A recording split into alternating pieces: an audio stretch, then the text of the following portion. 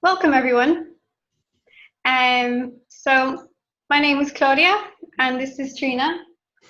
We both work for Friends of the Earth, based in Dublin. And this is our third webinar as part of our book club. And we are going to be talking about this book, Active Hope. And this one is particularly special because we're joined by co-author Chris Johnstone, and he's going to talk about the book with us for the next hour. Just to give you an introduction to Zoom, if you haven't used it before, firstly, we're going to have everyone muted, and that's simply just to avoid people speaking over each other. There is a chat window, so at the bottom of your screen, you can see there's a speech icon, and you can type in comments and questions, and we'll have time at the end, hopefully, for people to speak and ask questions to Chris. So that's how Zoom works. If you would like to speak, we'll ask you to type happy to speak, and then we'll unmute you. So that's the way it's going to work when we get to the questions and answers later on. Chris is going to give a quick introduction and a presentation about Active Hope. And just a little introduction of how myself and Trina kind of came across Active Hope. I met Chris last year when I trained to facilitate Active Hope workshops over in England. And since then, I've seen the benefits of what it can bring to activism and to our movement. And we hope that this will help spread Active Hope to more groups across Ireland and inspire people to read the book. Did you want to say a few words, Trina? Yeah, for me, I came across Active Hope, I think it was about 3 years ago, in the Eco Village in Cloughjordan, on a Young Friends of the Earth gathering. So there was a workshop delivered to a group of us there, and I just found it really powerful. And ever since then, I've been really interested. So I've participated in several Active Hope workshops since then, some of which Claudia has delivered. And yeah, I find them really great. Cool. So Chris, we'll let you take over now, but when you're introducing yourself, maybe you'd like to tell us where you met Joanna and what inspired you both to write this book. Thank you. Well, first of all, thank you everyone for coming together on this event. And I met Joanna Macy over 30 years ago. I was in my 20s. I was concerned about the state of the world, and what particularly concerned me, and it would be something that we touch on in this webinar, is the sense of like the default normal mode of business as usual that just seemed to be kind of just carrying on in spite of this awful state of affairs of even then living at a time of mass extinction and just the number of different threats to our security of advanced complex life on Earth. And she was one of the few people I saw who was really addressing this question of how do we find our power to make a difference? What helps us face the mess we're in and give our best response? And so I did a week with her in Findhorn in northern Scotland. And I had already at that time, I'd been working with a small group of people in Britain running these kind of workshops. So I'd already done a few workshops and read one of her books and was really interested in the approach. But that week was one of those life-changing events for me. And I just kind of got a sense of, okay, this is what I want to give my life to, really. I think we're all called to play our part in different ways, and I felt that this is the bit that I want to take on. And my work, I train as a medical doctor, and I've spent a lot of my working life working with people with severe addiction problems. And there's a real parallel in recovery from something that has a short-term attraction but causes long-term harm. That's what goes on with addiction. And in a sense, that's what we have with the consumer society, something that is very attractive in the short term in many ways, but also causes very severe problems in the longer term, but also where the problems it causes can be so difficult to look at that people just kind of turn the other way. And so this question, what helps us face the mess we're in?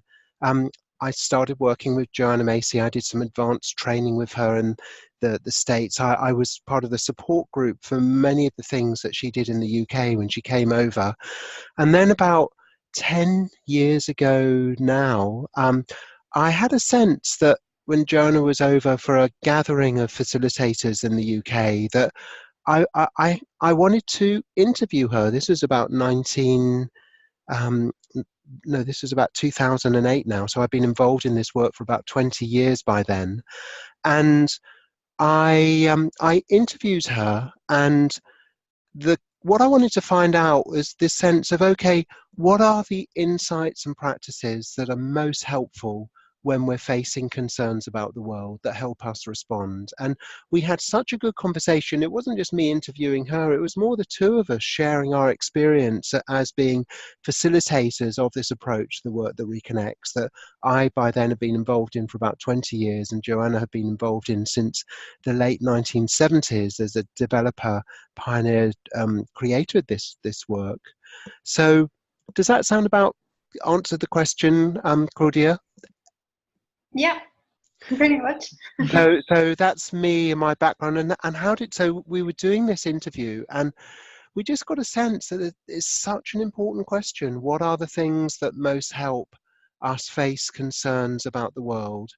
And we felt that, okay, that maybe rather than just have one interview, it might be a series of conversations that might turn into a small book. And then we had some conversations over Skype, so Joanna in California and me in the UK, and it kind of grew from there into a book called Active Hope. And that book really grew out of there's the idea of a generative space between people. When you have people in conversation, you can create something that wasn't there before.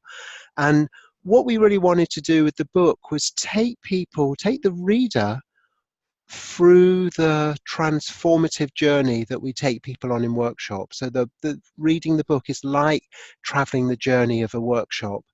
And we thought actually that in this webinar we could do a mini version of that. That would be great. Yeah. So shall I just carry on into talking a bit about Active Hope? Yeah, please do, Chris. So I thought I'd start with let me see, how do I do this? Okay. What I want to do is I want to move backwards. Here we go. And I wanted to ask all of you taking part in this webinar, a question really, which is, when you consider our world condition, how serious do you think the problems are that we're facing on a 0 to 10 scale? So 0 out of 10 is no problem at all. And 10 out of 10 is really the extreme, catastrophic.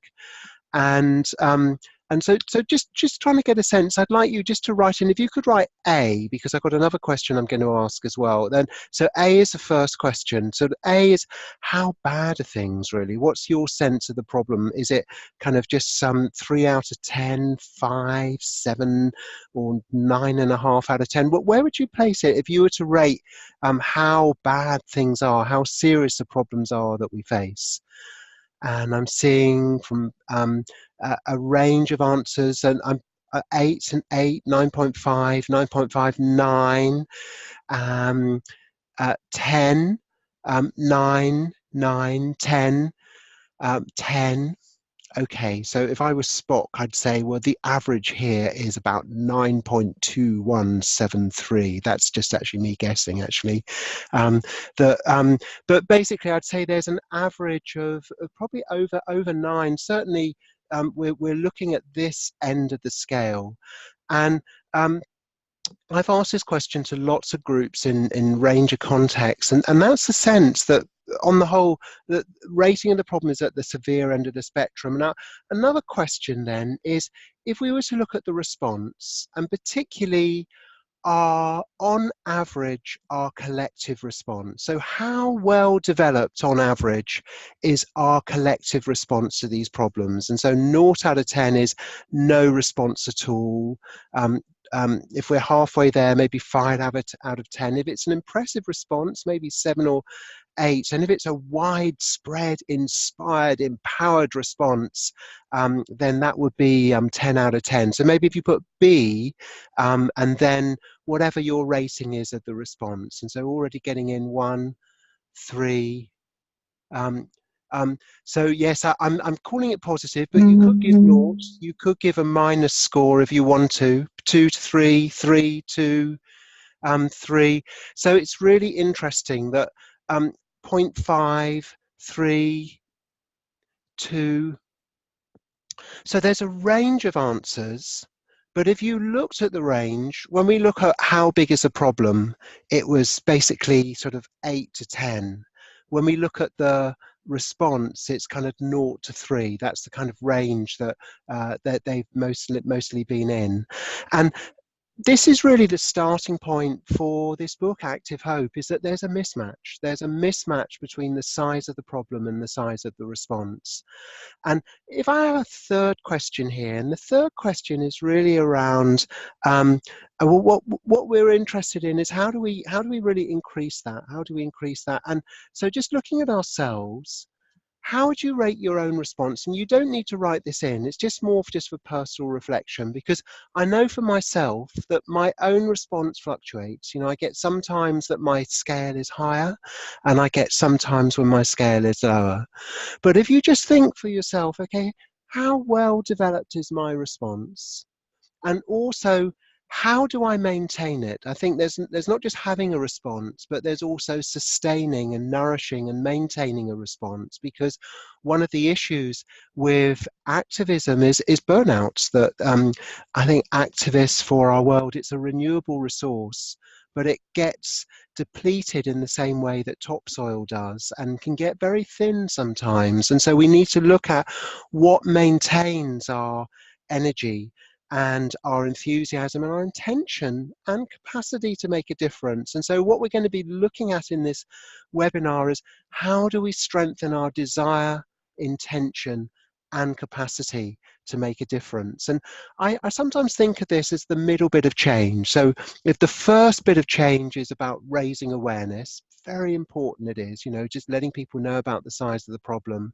And the third bit of change is about the action steps, 10 things we can do, you know, all the various things that we can do.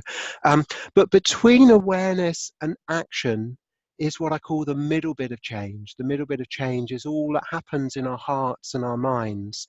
It's like, are we even interested in looking? Do we feel it's possible to make a difference? Our sense of inspiration, and really picking up that what you'd like from this webinar, Marie, you were saying support and inspiration. So inspiration is very much in that middle bit of change, and looking at, well, what can we do? What can we do to nourish our inner responses so that our own responsometer goes up, but also stays up in a sustainable way? And so in that, one of the issues is hope. And we can think about hope in different ways. So one way is with the question, are you hopeful? And one of the issues that comes up with that question, are you hopeful? You know, are you hopeful? That's really looking at your assessment of probability. How do you think things are? What's the likelihood of things going out, turning out well? And when I speak to groups, do workshops, have conversations with people around issues like climate change, on the whole, hopefulness is not something I see very often. And there's also a lot of hopelessness, people feeling despair even at what we're facing and the lack of response that there's been. And what can happen with hopefulness and hopelessness is that when people lose hope, it can become a block to action. It can, if we think hope is necessary, that, you know, some people say, well, there's no point taking action unless you know it's really going to work. we are living with such uncertainties, we can't really know that. But if we, so that that meaning of hope in terms of hope as probability, is it going to work out? Is it not? Are you hopeful? Are you not? Do you have hope or lose hope? That meaning can get in the way of our active responses. And so what I'm more interested in is the question, what do you hope for? What do you hope for? Because when you ask about that kind of hope, I'm guessing that we all have it. We all have a sense of what we hope will happen. And that's more about desire. It's about what we deeply long for. It's also deeply motivating. And so active hope is about how do we make our hopes more likely, our hopes as in our preferred version of the future. And active hope is, it's something we do, it's a process, it's not a thing, it's not like a substance that you either have or don't have. It's a process that you do. And I think of people gardening, you don't have gardening, you do gardening. You know, Tai Chi is a movement practice to support well-being. It's something you do rather than have. Active hope, like Tai Chi, it's a movement practice where we move in ways that support the well-being of our world. Um, and, and, and an image I find helpful here, I call a spider diagram. So a spider diagram is like the body of the spider is the present moment, and each leg is a different way things can go. And when we say, what do you hope for? It's like saying, well, what are the better ways it can go? You can do it with your hand as well. You know, what's the best that can happen here? What's the worst? What's most likely? Active hope is you start from where you are, you identify what you hope for, what are the better legs of the spider, and then you're active in taking steps to move that way, in making the better outcomes more likely. But also, we don't know what's going to happen. And when we do look at what's likely to happen, on the whole, it's pretty dismal, you know, in terms of climate change, that we are on one of these worst legs of the spider. But even from here, I spend a lot of time, nearly 20 years, working in the addictions recovery field, where people who were very much on their own personal worst leg of the spider, really interested in how turnings take place. And that's been a big interest of mine for most of my adult life, really. Is like, how do turnings happen? And I love the idea that there can be a great turning, a collective turning that we can all take part in. But even if you don't necessarily feel hopeful of the bigger picture, we can still have that process of turning inside ourselves when we think, okay, sometimes I respond. You can think of this, how well do I respond? I hope I'll respond better, but sometimes I just collapse in a heap. And when I do collapse in a heap, what's going to help me find my capacity to act again? And sometimes collapsing in a heap is part of the journey of finding our power to make a difference. So there's a lovely phrase, positive disintegration, where we break down as part of breaking through. And really interested in perhaps how that could even happen in our world too, that there may be some falling apart that's part of the journey to creating something new and different. And so if we want to be on that journey, one of the really big questions is, well, how do we support ourselves? How do we nourish our own capacity? And that's where I want to bring in the idea of active hope training. Active hope training is, what can we do to nourish and cultivate our capacity, intention, and enthusiasm to make a difference in the world? And Joanna Macy developed a body of work that's been called the work that reconnects. I think of it as being plugging back into life. And it involves this spiral of these four elements, really, for such, you call them stations, you know, stations like stop off points, and you can go around this journey. And I'm going to suggest that we have a process of moving around these four, with the idea really picking up on Davey, one of the things that you asked for, you're really interested in tools that help us deal with unfolding crisis, and particularly what helps us deal with climate grief. And this is what I want to offer. I want to offer like a 10-minute version. What can we do in about 10 minutes as a practice? And and what I'm offering in 10 minutes is the short form. This is something that we might do over a weekend workshop or a one-day workshop or a series of meetings, or it's the journey that we describe in our book, Active Hope. And if we're facing disturbing issues, and I really picked up, when you rated how bad things are, how serious the problems are we face, I saw a lot of 9s, 9.5s, 8s and 10s, high numbers. When you're facing that kind of problem, we need to hold the question, what steadies us? What resources us? How do we nourish ourselves so that we're in a stronger position to face this? And I'm going to suggest that we do this journey over about 10 minutes, and then we'll have an opportunity to stop and pause and have some questions and discussion. So if we just carry on just over this next 10 minutes then. And I love this image here of a dandelion, thanks to Dory Midnight, artist who did this. It's really become an emblem, a symbol of the work that reconnects. And if we think of gratitude like roots, it's resourcing ourselves. And I'll say a bit more about gratitude and how it does that. That if we draw in resources, it puts us in a stronger position to then face the stuff that's so hard to see. And honoring our pain for the world. When we look at the awfulness, the disturbance that's happening, the climate situation, it brings up feelings, it brings up disturbance, which is a normal and healthy response to disturbing information. But also, if gratitude is seeing the beauty and what we receive, and honoring our pain is the anguish of the torment and disasters happening in our world, then looking at what helps us face that, seeing with new eyes, is about opening to a wider network of resources, seeing things in a different way that helps us find our capacity to respond. And then going forth is about playing our role.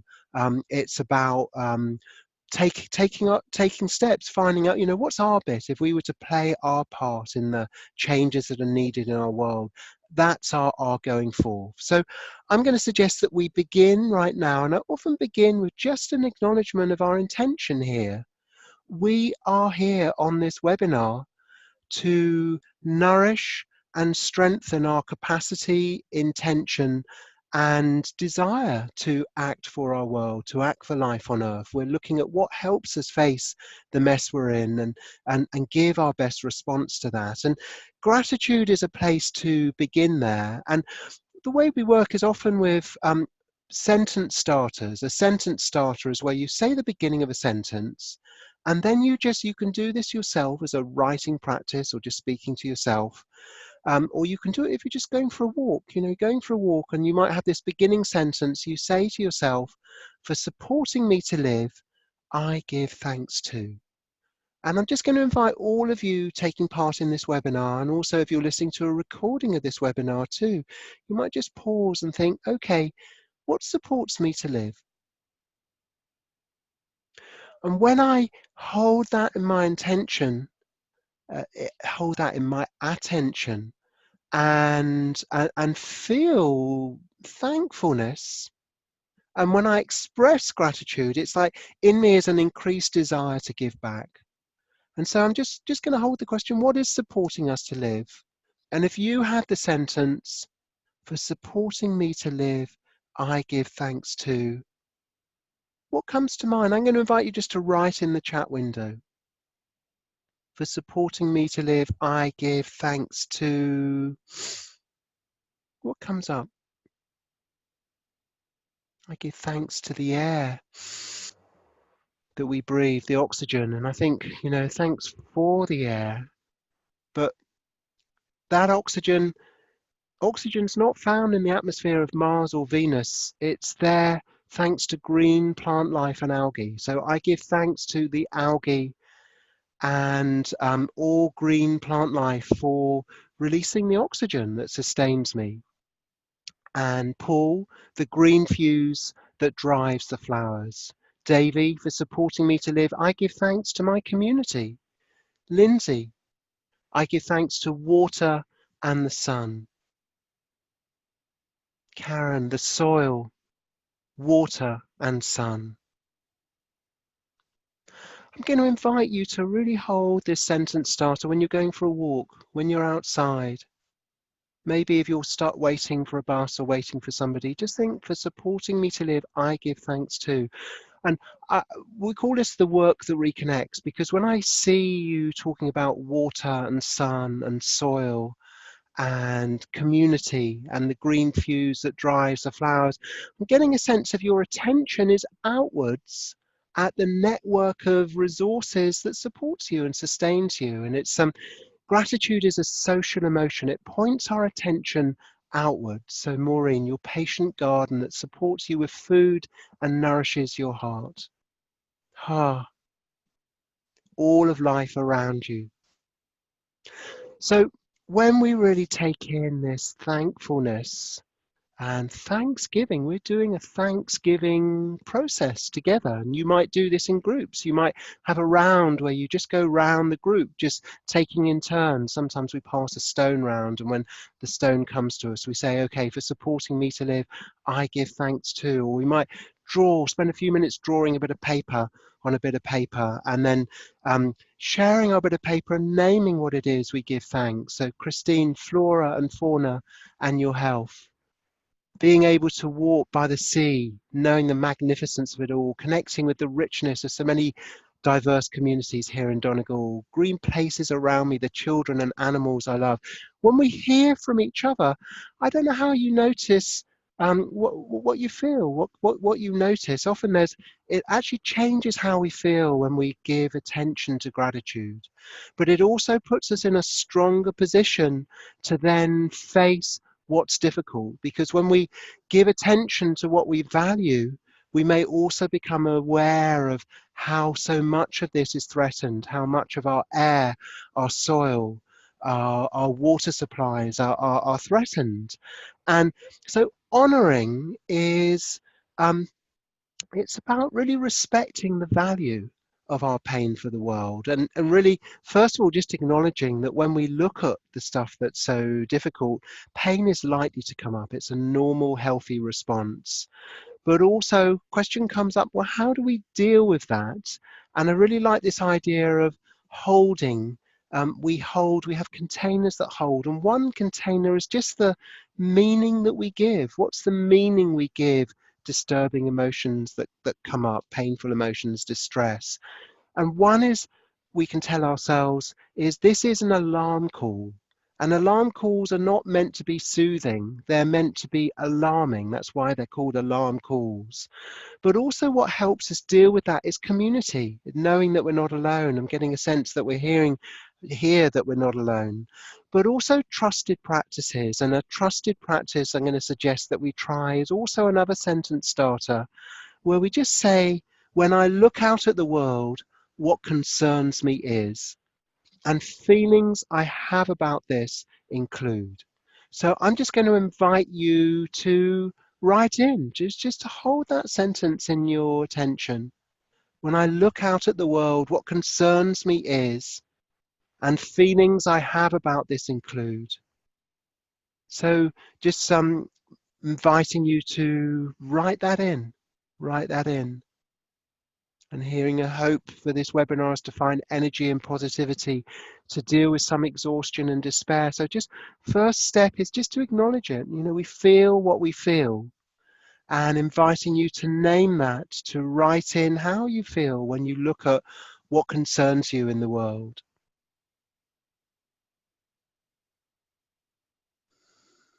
And I'm just breathing here and inviting you to breathe too.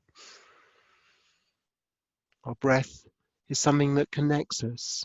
And it's something that we can always fall back on. If it ever gets too much, just be aware of the air coming in, the air coming out. Receiving, connecting. So Paul, concern, addictive behavior, manipulated by vested interests. Feeling, NVDA. You might need to spell out some of these things for me. A non-violent direct action.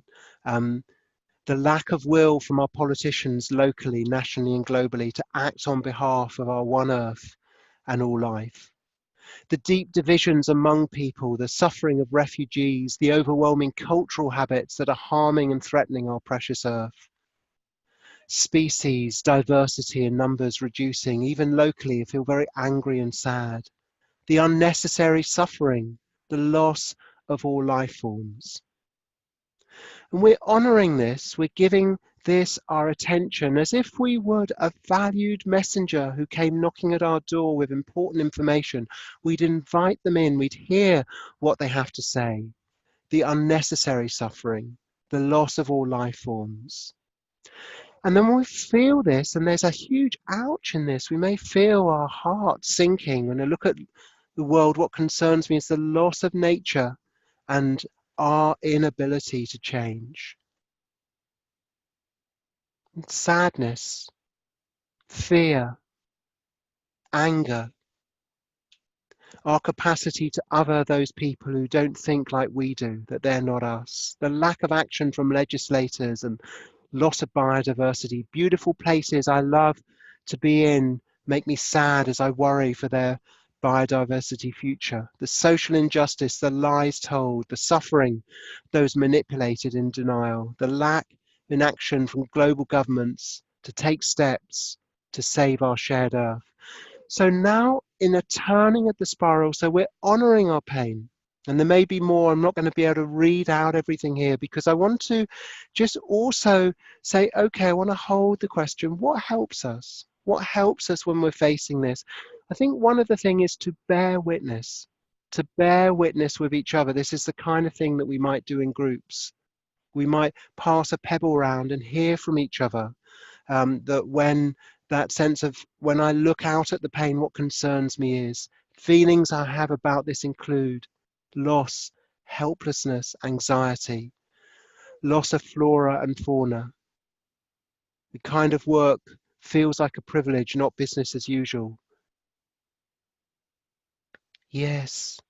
So reading what's there on the chat window and then looking at what helps us to respond. And this idea of seeing with new eyes, you can look from one angle and see one view and look from another angle and see something else. And in terms of how do we find our power to make a difference, in our book, Active Hope, we talked about the four discoveries of looking differently, particularly how we look at ourselves, how we look at power, how we look at community, and how we look at time. Each of those areas we can see with new eyes, see something different. And just as an example of seeing with new eyes, I've got some images, some squares in a circle, and I often ask people, what do you see there? And sometimes people say circle, sometimes people say squares, sometimes people say a circle of squares, but I'm aware you can look different ways. If you ask the question, what's it part of? If you ask the question, what's it made of? What's it made of? You focus on the pieces and you see squares. But you can focus on any piece, you can focus on any one square and say, what's it part of? And you see the larger pattern, you see the larger shape, in this case, a circle. We can look at ourselves and we can say, what are we made of? And we focus on, our molecules and cells. We can look at a group and say, what's it made of? And we can focus on the individuals. We can, but also whatever you look at, if you say, what's it part of? You see the bigger picture. You see the larger shape. And if we ask that of ourselves, what are we part of? We're part of life. And when we're part of something larger, larger wholes happen through smaller parts. And so this question, what happens through me? The circle happens through the squares. And I'm just going to invite you just to hold that question in your awareness. What happens through you? What happens through you? You may think of different stories that can happen through you. The heavy use of fossil fuels is something that might happen through you, through me, through any of us. But also what can happen through us is determination. What can happen through us is active hope. What can happen through us is the recovery of our world. And what we're really interested in is how we open to what we want to invite to happen through us. It's a different way of thinking about power, different way of thinking about identity. If we think of life on earth happens through us, and how can the recovery of life on earth happen through us, through our choices, through our actions. That's just an example of seeing with new eyes. So just invite you to have that as a sentence starter. What happens through me is, just see what comes to mind. What happens through me is, what might you write? What happens through you is, I'm aware I'm a bit later than I expected to be. So what's happening through me right now is lateness. I was going to be moving on to the next section just a few minutes ago, but I think it's okay. We'll just go with this. What's happening through me is improvisation, flexibility, just being with what is. So just invite you, and again, you know, when you're waiting at a bus stop, when you're waiting for a friend, when you've got a spare moment, just to hold that sentence starter. What happens through me is, but also just to hold the possibility that the recovery of our world can happen through us, just as in our bodies have a immune system, and it's through the immune system that our body's resilience acts. It's through our brain cells that our mind thinks. That it's if you have a cut or an injury, your body has a healing capacity. It acts through the cells. What if our whole world had a self-healing capacity that could act through us, that we could play a role in? It's a different story. It's a different story of what we're here for, rather than seeing ourselves as separate individuals in our own little a race of it, climbing up some ladder or whatever, which is the business as usual story. We see that we're part of life on earth. It's a different identity. And if you come from that identity, it takes you in a different direction, which leads to this going forth. So maybe we'll move on to that, going forth. What happens through me is going forth. And if you were just to think of a sentence starter along the lines of a place I want to focus my energy. So if the recovery of our world were to happen through us, if the desire of life to continue was to happen through us, if the great turning is like a great process of ecological waking up, of committed, determined action was to happen through us, if we were to think of the responsometer, if a mass mobilization and inspired response was to happen through us, then what would it lead us to do? Where would we focus our energy? So I'm just going to invite you to hold that attention of that sentence starter. Maybe write something in. Write something in on the chat window. A place I want to focus my energy is. The place I want to focus my energy is. Just write that in. I'd love to hear. Happens through me, focus, art and ecotexture. Thank you, Paul. And so a place you want to focus your energy is, really inviting you to write some things in there. What happens through me is transformation. I want to focus my energy in building local community. What happens through me is educating, influencing, motivating others to make life better choices, building awareness of threats, reduction of waste, increase in wild flora. Great, thank you, Christine. Biodiversity, helping nature be itself, helping others trust nature. So we've had a journey around the spiral, bit over 10 minutes perhaps. And the idea here is that it's about us finding our gift. I think our gift of active hope is our contribution to this larger story of change, playing our different roles in the many different ways that we can. And it might be each day there's something we can do. You know, what happens through me today? If I was to give my gift of active hope today, if I was to do something for the well-being of life on earth, for the recovery of life on earth, if I was to play my part in this larger story of change that's really needed in our times, then what would that lead me to do? It might be something different each day, but there might be a larger project that we're wanting to focus our energies on, our particular role of playing our part. And that's what active hope is about. It's about finding our part in a larger story of change. It's about making our contribution towards the future that we hope for. Thank you. Thank you for inviting me along. We've got some time now for some questions. You've actually given me some questions, but Claudia, I don't know if you want to ask any of the questions or inviting any of you to write in questions. Hi, Chris. Yeah, I can ask a few questions, and then people are free to type in. If you want to speak, you can just type in "happy to speak," and then we can give you the space to do so. Um, I just want to thank you, Chris, for taking us through the spiral. I've never done it in such a short space of time, and I've never done it on a webinar. But it's just great. I mean, it's amazing to see that it can still have that powerful connection. Um, yeah, it's great stuff. I'll just start off with this first question. Um, in the book, you talk about three worldviews, and these are also three stories of our time.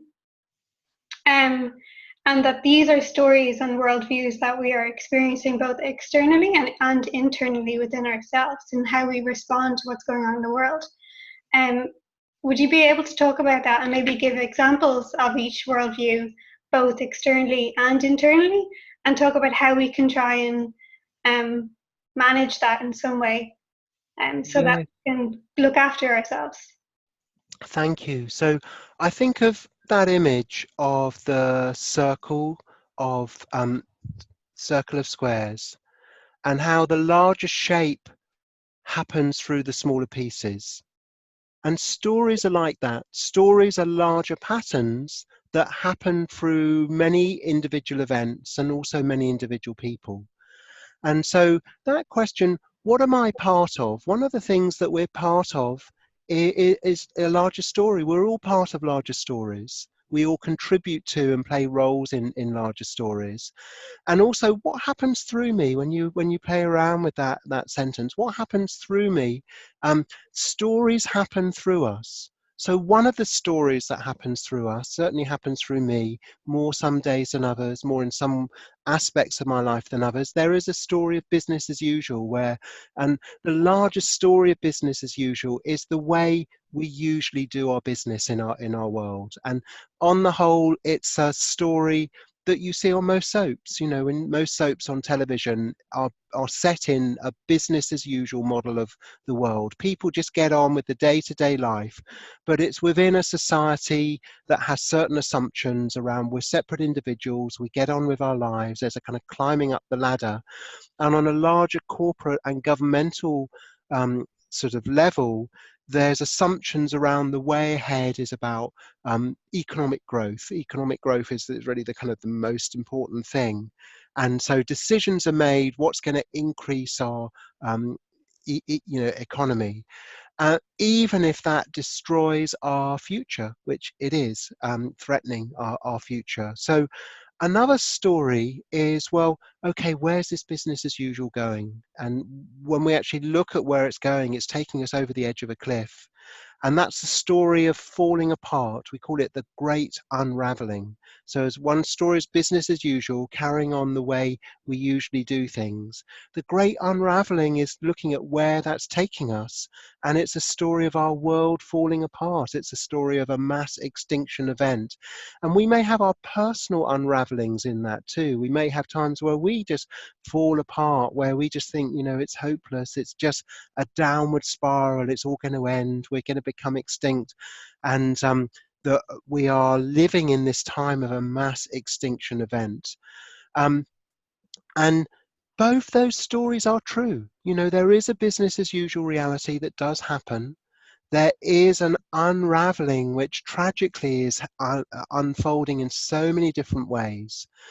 What we can also do is we can see the usual business as usual story. We can see the unraveling, but we can also say we're not going to let that have the last word. And I'm a great fan of adventure stories. Adventure stories often begin with things falling apart, seemingly hopeless. But what makes the story is a rising to the occasion of the main characters. And that's a story of the great turning. And I learned so much from my many years of working in the addictions field. That was a kind of turning on a smaller scale, but it was a turning from an unsustainable way of living towards a more sustainable way of living. And we need that larger recovery in our world, a turning away from the wrecking way of living our world. So that's kind of on the outside. How does it happen on the inside? there's times for me where I'm full of it, I'm exhausted, I just want to blank out. And I find myself watching mindless TV. And I feel like, okay, those are moments where I'm just in business as usual, you know, and I can catch myself as well. It's not where I live all my time, but it does happen. And I have my own business as usual around how I get about and have pay attention to, you know, paying the bills and things. But there's ways in which I'm perhaps being more involved in that story, and I can make conscious choices to step out of it. I can look at the choices I make about my transport, how I spend my time, where I put my savings, where what I do for my work and livelihood. And I can pull myself out of that story into a different way of doing things. What would it be like if a desire to act for life on earth was right at the center of things? That was the guiding principle in my life, to play a role in creating a life-sustaining society. And so that's where I take part in this third story, the story of the Great Turning, where crisis is a turning point, and it's the turning towards a life-sustaining society. And I think of this, active hope is about the Great Turning. And it can be a turning even in a moment where I think, okay, you know, I could just forget this is happening and pretend that everything is fine. That's the business as usual. I could just focus on the worst that's happening, and it is there, and it does pull me down, and it does require our focus. But there's a saying in addictions recovery: look, don't stare. Look, don't stare means you become aware of it, but you don't stop your attention there. You also look at how you can respond to that. And a lot of my work is about resilience training. Resilience training I think of as a two-part story. There's what happens, there's what you see, but there's also part two is about how you respond. And the Great Turning is about how we respond to the awfulness in a way that serves and supports life on earth. How does that sound? Does that answer it, or is there's still any remaining questions? I think you answered it. Thanks, Chris. If people would like to ask any more questions or ask Chris to elaborate on anything, you can type it into the chat window as well. So I'm seeing a question from Jeanette about how to work like this with young people, children and teenagers. And a friend of mine, Marion, worked for many years as a school teacher, and she did processes like this in the classroom. And I think it's a case of, you know, thinking, who am I going to do this work with? And how might I need to adapt this to be a better fit? So there's not just one size fits all. But for example, gratitude work, just asking people, you know, what do you love? What is it you really love? Give attention to that. And then who have you received from that you'd like to give thanks to? What have you received from that you'd like to give thanks to?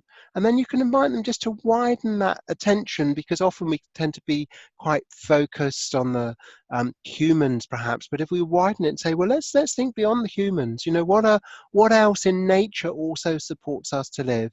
How can we find a way of giving thanks to that? This you can do with people of any age. But then also saying, well, when you look out at the world, does anyone have any worries? Actually giving time to voice our worries. You're not indoctrinating people. You're not telling people about things. You're just hearing what they already know. And we know from the school strikes that you know, people of all ages are aware of this. Young people are certainly aware of what's going on, but also in terms of, if you have anxiety, if you have anguish, one of the ways of being with that is to not be alone with it, is to give voice to it, is to have others hear you.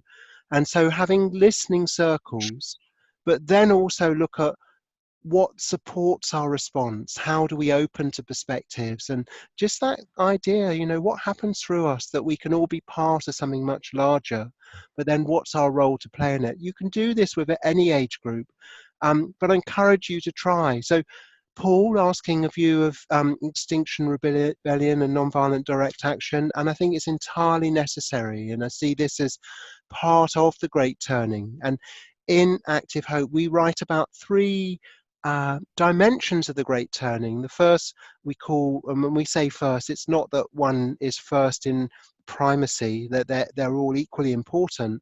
But the first one we write about is holding actions, which is actions in defense of what remains. And Extinction Rebellion is a really great example of that. But also raising awareness, legal actions, blockades, boycotts, any action around protecting what we value, protecting the biosphere.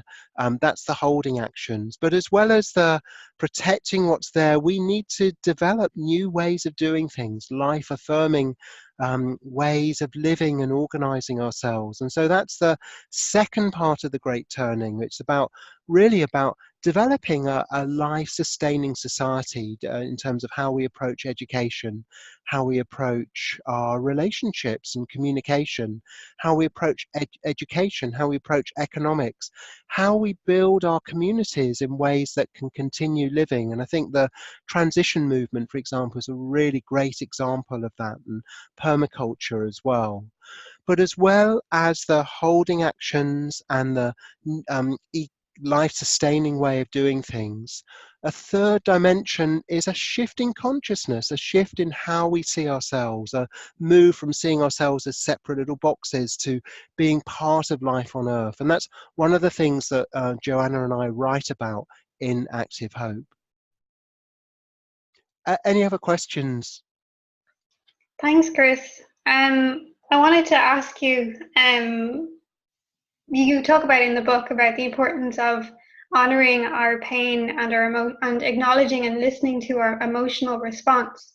What would you say to someone who is not willing to listen to their emotions and is highly skilled in compartmentalizing them, and they are maybe practically engaged and active, but they're not willing to open up about how they're feeling? And what would you say to that person? Yes. Well, I think the first thing is that I might not be what I say, but how I listen. And I think there's being an inspirational speaker, but there's also being an inspirational listener. I train people in an approach called motivational interviewing, which is really about being interested and curious about how things are for people, but also totally respecting that we all make our own choices. And I wouldn't want to tell anyone else what they should or shouldn't do with their emotions. I don't think there's any one right way to feel. What I am aware of, though, is that a lot of people are hurting badly and want to find some way of dealing with that in a way that allows them to continue functioning, or even better functioning. And so what I would say is that it's more about, if somebody's hurting, holding the question, what do you do with that hurt? And one approach, when we talk about the container of meaning, a common meaning given to pain is that pain is a symptom of disease, and what we need to do is just block it off. And I've worked in mental health for many years, and I know that whole storyline of distress is a symptom of a condition that we need to treat. But also, I've seen people doing that in addictions recovery, of treating their own feelings with chemicals in a way that I know treatment is very different, but there is a way in which suppressing emotions with the danger is that we block out the message that they might be there to give. And just as an example of that, I remember once I had a leaky tap in my flat, and it was really annoying hearing this drip, drip, drip. And I found that if I put a cloth underneath the tap, it softened the sound in a way that it didn't bother me. And what I'd done there is I'd fixed my irritation, but the tap still had a leak. The problem wasn't fixed. And so sometimes we can use our irritation. There's a lovely phrase, inspirational dissatisfaction. Inspirational dissatisfaction is when we are so anguished by something that it motivates us to do something about it. And emotions, we don't just have by accident. We've developed them through our evolution because they're life-serving. Just sometimes they can be overwhelming, and so it's good to look at what supports us to be with how we feel.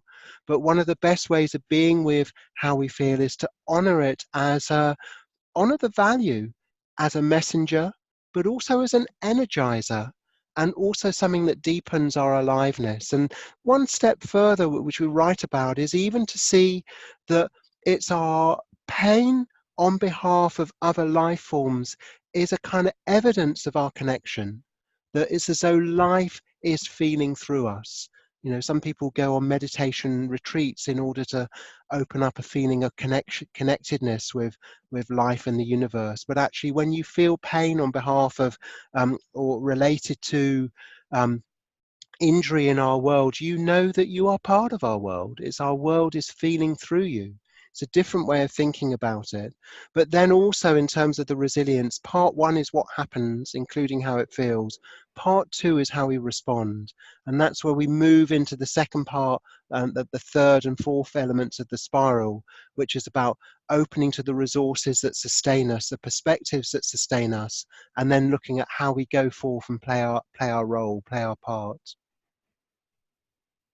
There's a lot more we could say on that question, and it's a really big one, an important one, and it's around what we do with our pain. But I think what I would do is I would listen to what is going on for people, and if they're struggling with something, then looking at what helps us support in our struggle.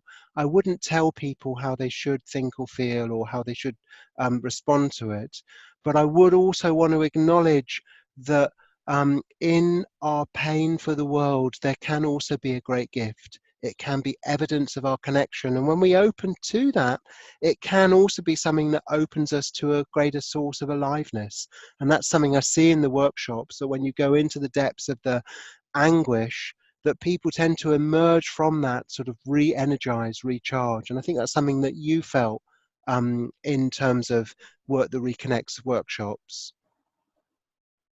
Definitely. Yeah, it's really powerful. And I just want to say to everyone who's on this call, and if you're listening to a recording, read the book. It's really great. And if you can participate in a workshop, it's totally transformative. And just being in a group process and giving yourself the space to just share how you're feeling on a really simple level is just incredible. It's a really deeply healing process, and it's really energizing as well. Like, it's really hard to explain, but you might have gotten a taster of it from the spiral earlier on. But yeah, I definitely recommend reading the book to start with.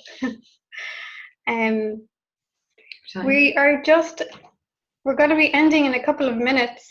This has gone really fast.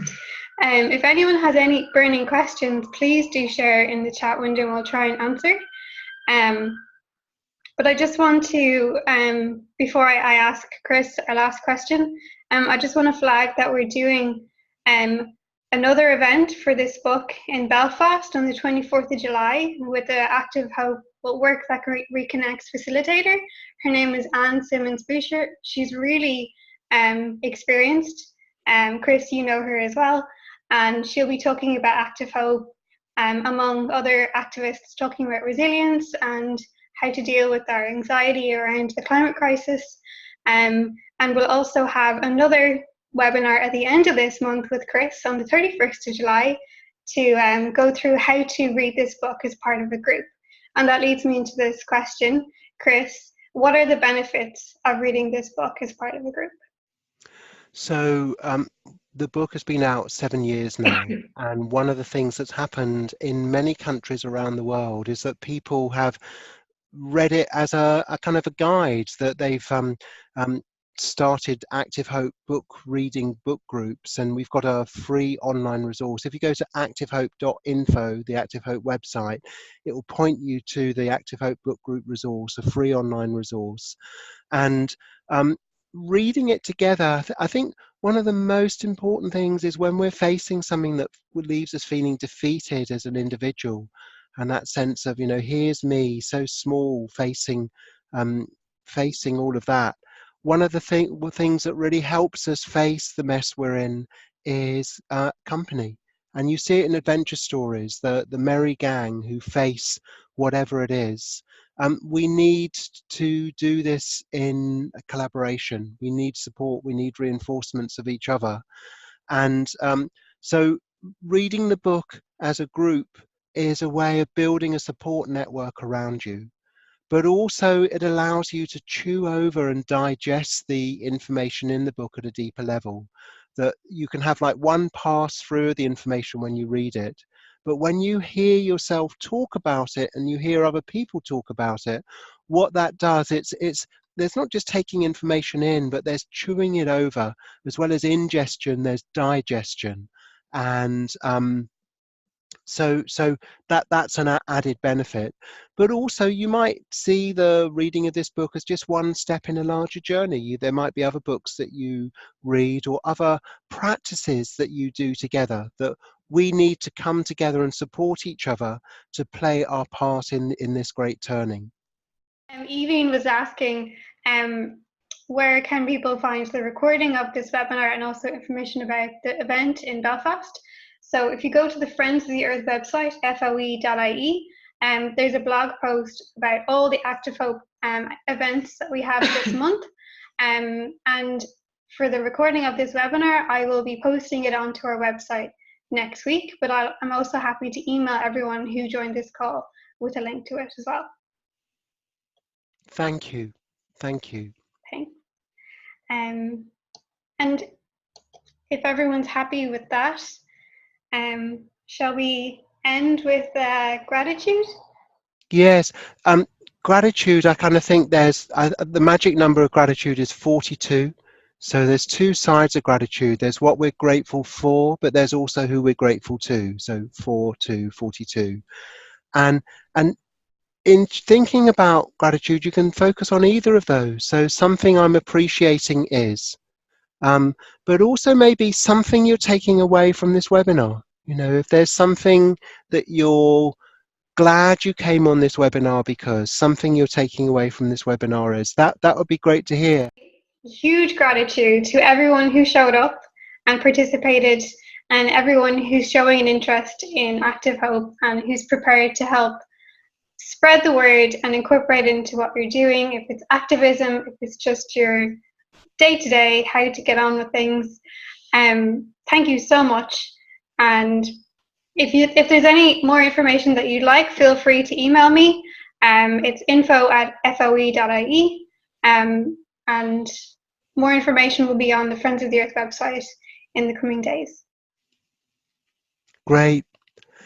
Thank you. Just thank you for inviting me along, for showing up. And what I'm picking up, someone saying what they're appreciating is fellow feeling. And that's nourishing. Such an important question. What nourishes us when we face what we face and aim to do our bit? And fellow feeling, that sense of being alongside others heading in the same direction, is a nutrient that we need to sustain us, and it's something I'm grateful for, and I feel by coming here too. So thank you. Thanks, Chris. Yes, thank you, Chris.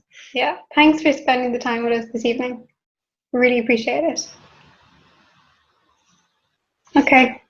Bye. So we're going to end now. Bye, everyone. Take care.